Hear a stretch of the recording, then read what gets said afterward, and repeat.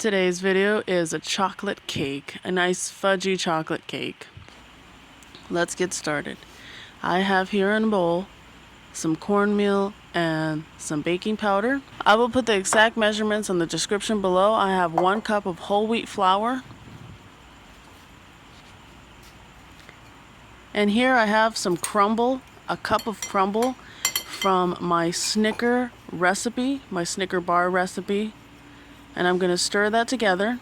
This is like a Snicker bar brownie cake, which is delicious. It's so delicious and very good.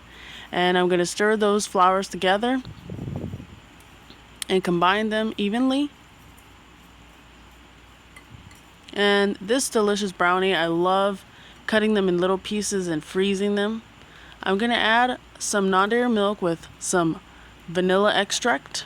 I'm going to add that in. And I noticed that it's a little thick, so I'm going to add a tablespoon of water because it's a little too thick. Just a tablespoon because the soy milk is just a lot thicker. I'm also going to add some date syrup. I'm going to add 2 tablespoons of date syrup.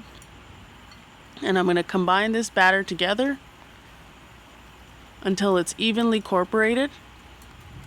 As you can see, with 1 tablespoon, it makes the batter come together really well. Just 1 tablespoon is good. I'm going to add some chocolate. This is unsweetened dark chocolate. I'm going to add some peanuts.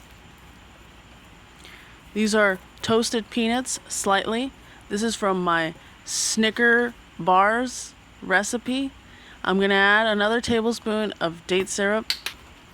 And I'm going to combine this batter together.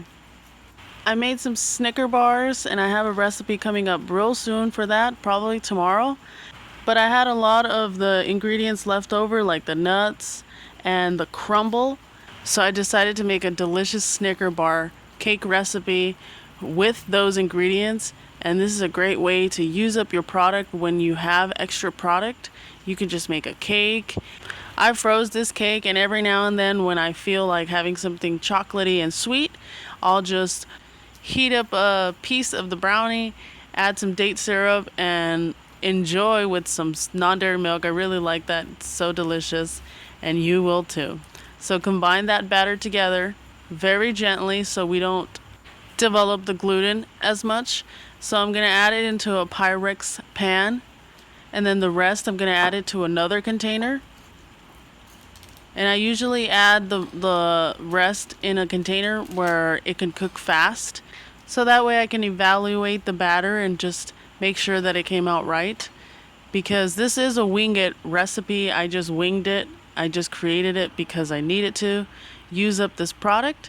And it came out really great. I added some almonds at the top and some date syrup. And as you can see, this one came out first and it was so delicious. It's very cakey. It's not fudgy.